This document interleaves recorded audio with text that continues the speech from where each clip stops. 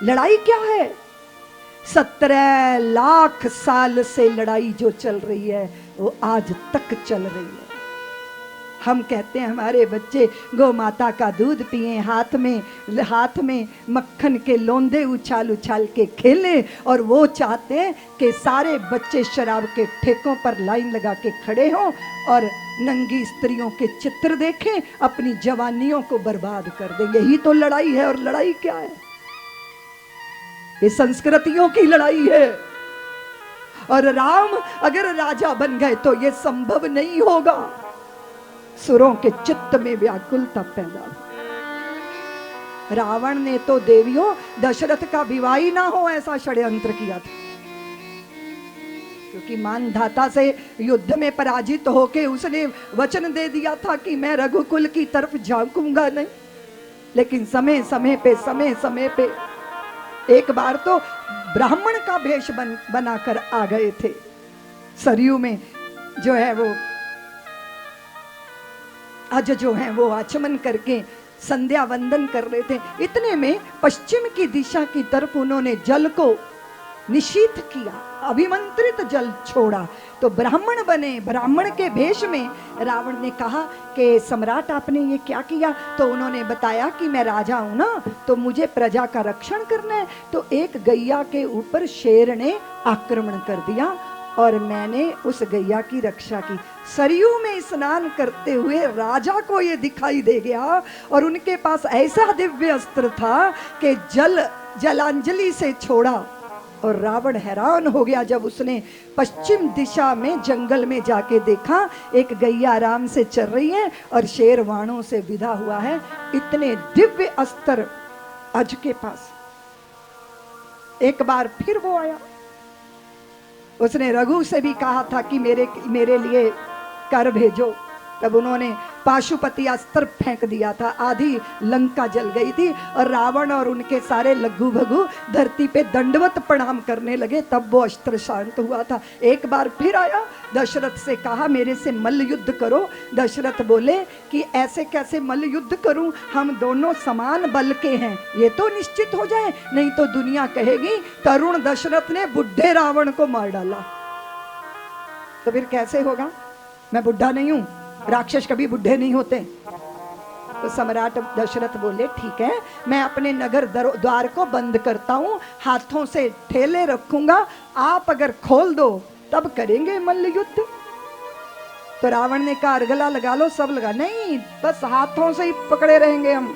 दशरथ बोले और रावण ने दम लगा लिया, पसीना निकल आया, लेकिन दरवाजा नहीं, द्वार नहीं खोल पाया। फिर मिलना भी उचित नहीं समझा, चुपचाप वहां से सरक गया और जाकर पूछा ब्रह्मा जी से कि मुझे मारेगा कौन? ब्रह्मा जी बोले दशरथ का बेटा मारेगा तुझे। बोले मैं दशरथ का ब्याह ही नहीं होने दूंगा। अब ये भी बता दो ब्रह्मा जी, दशरथ का ब्याह किससे होगा? तो ब्रह्मा मुस्कुरा के बोले कौशल प्रदेश की राजा की कन्या कौशल्या से होगा। तो रावण ने कहा मैं ब्याह नहीं होने दूंगा दशरथ का। और सुनो ब्रह्मा जी, बुढ़े आप भी हो गए हो, सठिया गए हो, पहले दशरथ से निपट लो फिर आपको भी बदल दूंगा। तो ब्रह्मा जी मुस्कुराए, ऊंघे से स्वर में बोले जाओ दम लगा लो। विवाह की तैयारियां हो रही थी और यहाँ पर नौका विहार किया जा रहा था। अंधड़ बनकर आ गया था रावण, सारी नौकाएं डुबो दी थी। दशरथ और सुमंत्र भी डूब गए थे, बच गए, एक टूटी हुई नाव पे चढ़ गए थे। कुछ बचे कुछ डूबे और ये सरयू का जल बहता गया, बादल बरसते रहे।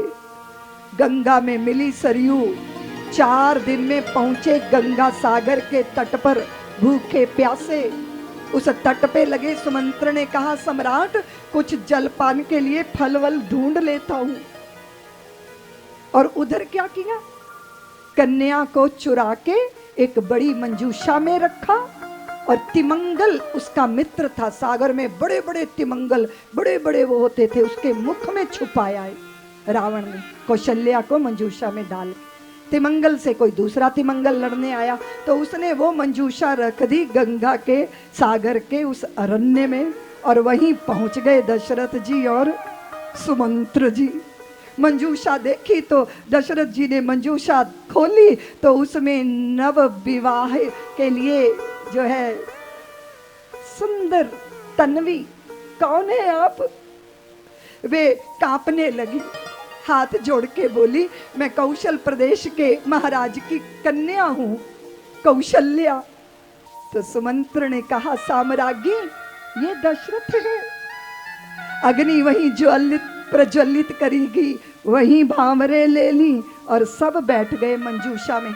और रावण पहुंचा वहां, बोले ब्रह्मा जी आपका विधान खत्म कर दिया मैंने, दशरथ को सरयू में डुबो दिया और कौशल्या को चुरा लिया। तो ब्रह्मा जी मुस्कुराए, बोले जाकर देखो विवाह तो हो ही चुका है। लौट कर आए, चलते चलते रावण को ब्रह्मा जी ने कहा, देखो दुस्साहस मत करना लंकेश,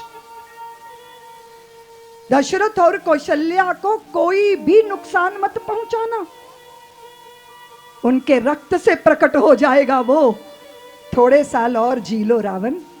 तो चुपचाप रावण उस मंजूषा को उठा के अयोध्या के सीमा पर धराए थे। बारात नहीं गई थी कौशलपुर, वहीं पर आ गए थे सब। विवाह संपन्न विधि विधान से फिर अयोध्या में ही हुआ था।